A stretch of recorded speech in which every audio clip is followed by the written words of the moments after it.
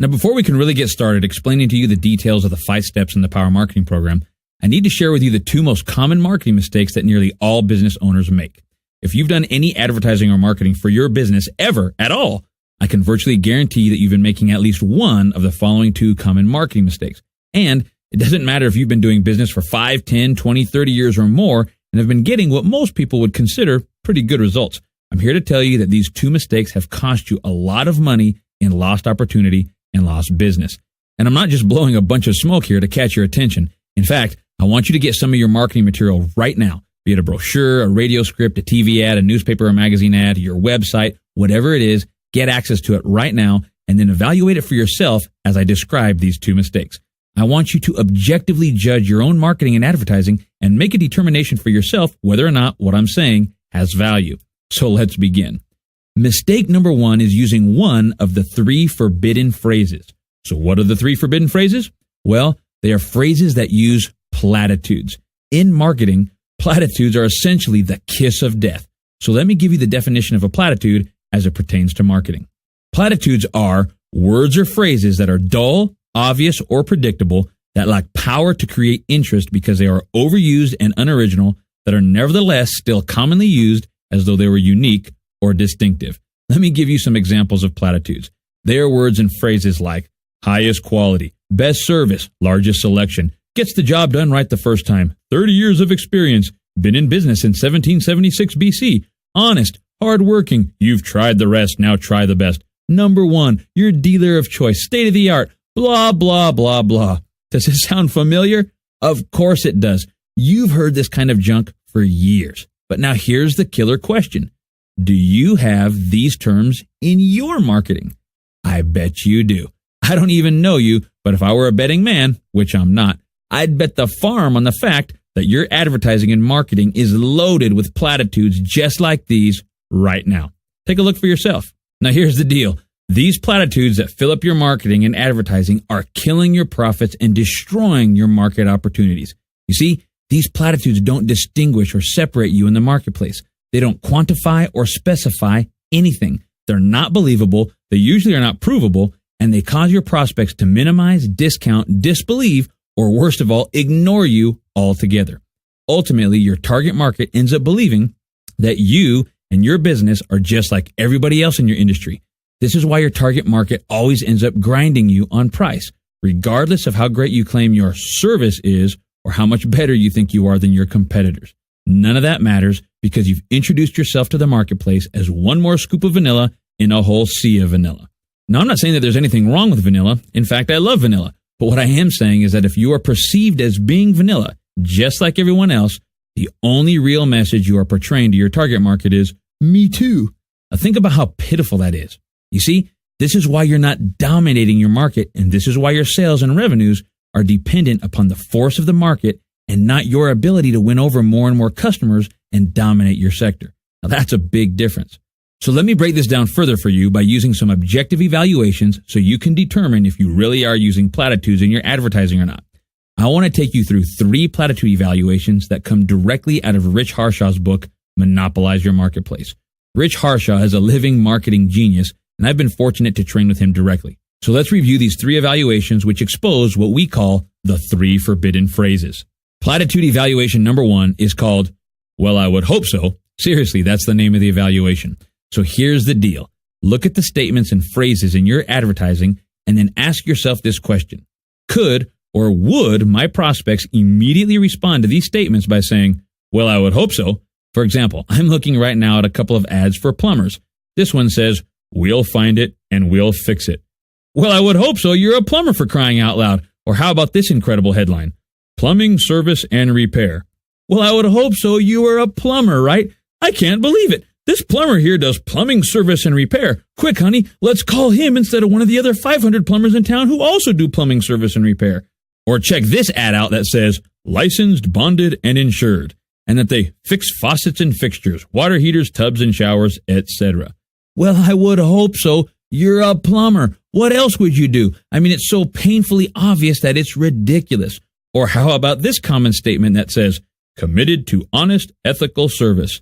Well, I would hope so. What else would you expect them to say? Hey, we're lousy. We'll show up late, make your house dirty, expose our backsides to your kids and wife, and make sure that the problem that we fixed will break again a few weeks after we fix it. Of course not. Everybody's going to say great things about themselves if they can get away with it. Do you see how ridiculous these statements are? Yet everyone uses them, including you. The biggest problem here is the fact that your true uniquenesses and your true strengths, the real benefits that your customers get from doing business with you over your competitors, can never shine when you use platitudes. So take a look at your advertising, especially all your printed advertising and marketing materials. Do they pass the, well, I would hope so evaluation? Or are they full of platitudes? If you're using platitudes, then you need to make changes, or at least you better hope and pray that one of your competitors doesn't get a hold of this audio program. And this is only evaluation number 1. Let's go to the other 2 evaluations. Platitude evaluation number 2 is, who else can say that? Now, pay close attention to this one because the question is not who else can do what you do, but who else can say what you say. The answer is usually anyone and everyone. Here's a painter who says that he's Idaho's best. Really? Who else can say that? Now, this guy might actually be the best in Idaho and the best in the entire universe for all I know, but do you actually believe it just because he said it? I mean, who else can say that? Can't the guy on the next page of the phone book where I got this ad who says, where integrity and quality meet, can't he also say that he's Idaho's best? Of course he can. See, these statements are dull and obvious. They lack power to create interest because they're overused and unoriginal. And you know what? They were nevertheless used as though they were unique or distinctive. Now, look at your ad, read a few lines, and then ask yourself this. Who else can say that? If one of your competitors can say it, then you failed this evaluation.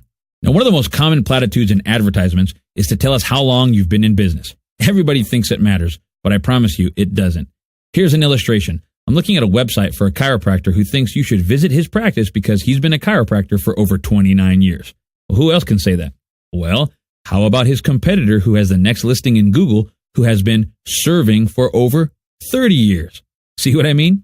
In fact, I want you to go online right now and type in any local industry to see what you find on companies' websites. Look up attorneys, mechanics, financial advisors, banks, contractors, designers, manufacturers, architects, technology companies, software companies, or any industry imaginable, and compare them to their competitors who are also on the first page of Google and see what you'll find. What you're going to find is that everybody is using virtually identical marketing statements. They are all platitudes. Everybody is saying what everybody else is saying, meaning that the marketplace has to assume that everybody is basically the same. Therefore, the only thing that should matter is price. Well, do you hate getting grinded on price? Well, now you know why. It's because you've become a master of the platitude over the years. So let's move on to the third evaluation, which often hurts the most, because with this one, it all becomes very apparent that folks have a marketing problem. Platitude evaluation number 3 is called the cross-out write-in test. Now, for this evaluation, I'm going to have you cross out the name of your company in your advertisement and then write in the name of your competitor. Cross out, write in. Get it? Now tell me this. Is the ad still valid? If so, you've just failed the test. Another way to illustrate this is to do it in reverse. Cross out your competitor's name and replace it with your company's name. Now tell me, is the ad still valid? I mean, really, I don't care if you absolutely know that you have higher quality than your competitor, because your competitor can still say that they have higher quality than you, even if it's not true.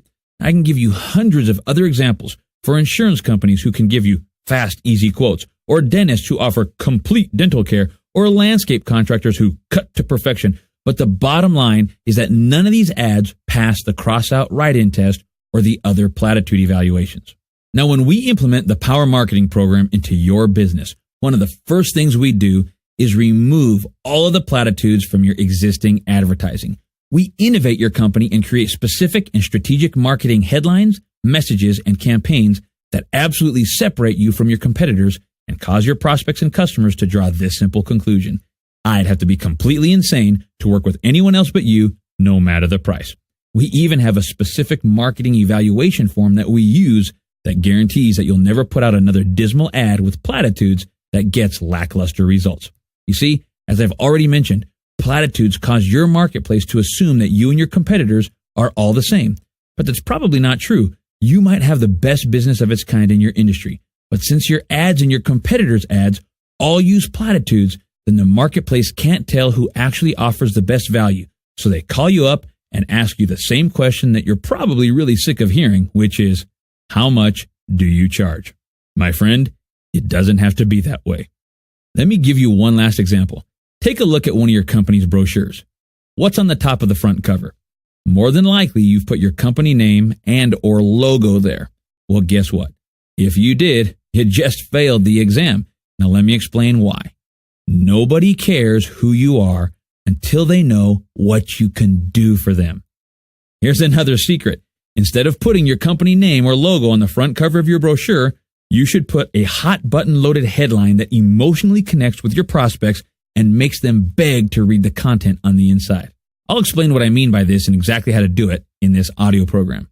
So, is this making sense to you as you listen? Is it starting to become evident that using platitudes might be a problem for you right now and that you'd have tremendous competitive advantage if you could figure out how to fix it? Well, I'm going to review the strategic messaging formula for you a little bit later on this program, and I'm going to show you exactly how to fix this problem and get rid of platitudes forever. I'm going to teach you how to become a communications expert so you can start getting the results from your marketing that you should be getting. So now let's move on to the second most common marketing mistake.